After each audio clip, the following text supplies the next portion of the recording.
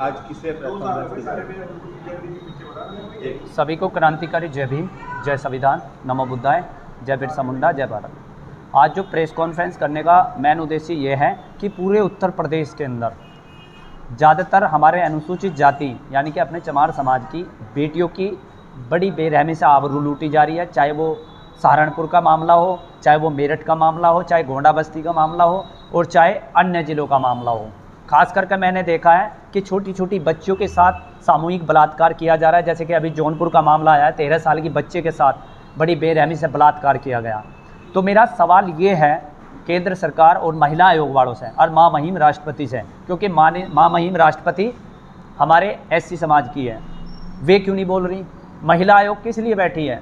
और पुलिस प्रशासन तो ऐसा हो रहा कि दबाव पड़ता है तो ये दौड़ दौड़ जाते हैं, अगर दबाव नहीं पड़ता तो सुस्त बन के बैठे हैं।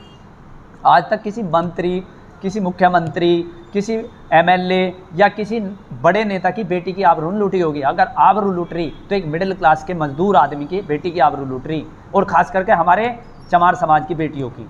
और मैं ये पूछना चाहता हूँ, जब इस SC समाज ने, खास करके इस दलित समाज ने आपको इतना बड़ा लीडर बना दिया, 131 MP MLA बैठे हैं और एक नया भी सांसद बनाया नगीना से, वो चुप्पी लगाए क्यों बैठे हैं? और ख़ास करके मैं किसी विशेष, किसी जाति, किसी धर्म को टारगेट नहीं कर रहा मान्यवर। मेरा एक सवाल है कि जहाँ पर भी आरोपी मुस्लिम समुदाय के निकलते हैं वहाँ पर हमारे दलित नेता सारे के सारे चुप्पी साधे बैठे हैं।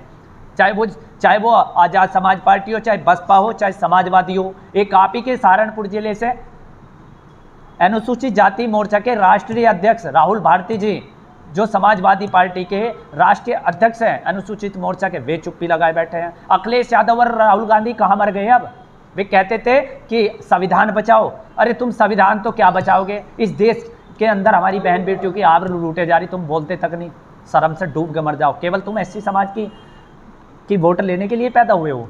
और हम एक बात बता देना चाहते हैं, जिस तरीके से ये सुप्रीम कोर्ट और सरकार बार बार संशोधन चेंज कर रही है संविधान में, क्या एक संशोधन चेंज नहीं हो सकता? मैं एक विशेष जाति धर्म की बात नहीं कर रहा इस टाइम, अब बात चल रही है पूरे देश की नारी और बहन बेटियों की।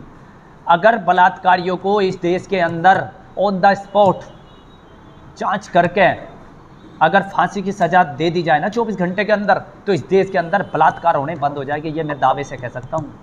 और ये बड़े शर्म की बात है सुप्रीम कोर्ट के लिए कि तुम बड़े बड़े संशोधन चेंज करने की बात करते हो, आरक्षण के पीछे लगे हुए हो, लेकिन तुमसे एक नया कानून नहीं बन सकता संविधान में कि जो बहन बेटियों के साथ बलात्कार करते हैं उनको तुम सीधे फांसी क्यों नहीं देते? जांच करके, मैंने नहीं देता किसी को उठाओ और जांच करके।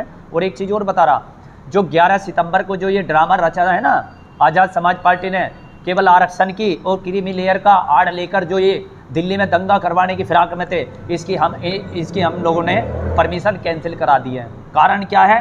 परमिशन कराई है तो भले के लिए कराई है, क्योंकि आज देख लीजिए कि वहाँ पर SC को आपस में लड़ाने का काम किया जाएगा, यानी कि चमारों को और वाल्मीकि भाइयों को आपस में लड़ाने का काम किया। ये परमिशन है, ये दिल्ली सेंट्रल कमिश्नर साहब ने ये बिल्कुल वो कर दिए हैं रद्द। अब मेरा निवेदन रहेगा खास करके अपने चमार समाज के भाइयों से कि भाई कोई भी दिल्ली ना जाए, वो तो ऑस्ट्रेलिया भाग गया। हमारे जो सांसद साहब है वे बड़े भाई, वे तो ऑस्ट्रेलिया चले गए गुलछर्रे उड़ाने, ठीक। लेकिन यहाँ पर लठ और मुकदमे आप लोगों के ऊपर लगेंगे। 21 अगस्त को जब भारत बंद हो गया संवैधानिक दायरे में, हमारी जो सबसे बड़ी लीडर आदरणीय बहन जी के आदेश अनुसार बिल्कुल शांतिपूर्वक हमारा ये आंदोलन रहा। अब ये भाई को खप नहीं रहा तो उन्होंने ये इस तरीके का ड्रामा रचाया है। तो मेरा निवेदन है हाथ जोड़ कर सभी युवाओं से कि कोई भी भावुक होकर या भावनाओं में बह के दिल्ली ना जाए रामलीला मैदान में। और वाल्मीकि समाज में अपना भाई है, वाल्मीकि समाज अपना भाई है और उससे लड़े ना, क्योंकि ये नेताओं की फितरत होती है कि आपस में लड़ाना, और यही काम हो रहा है। इसी मामले में सहारनपुर में बेचारे सीमा के पिताजी हैं, इनकी बेटी के साथ कुछ महीने पहले बलात्कार कर दिया गया था, हॉस्पिटल में हत्या कर दी गई थी।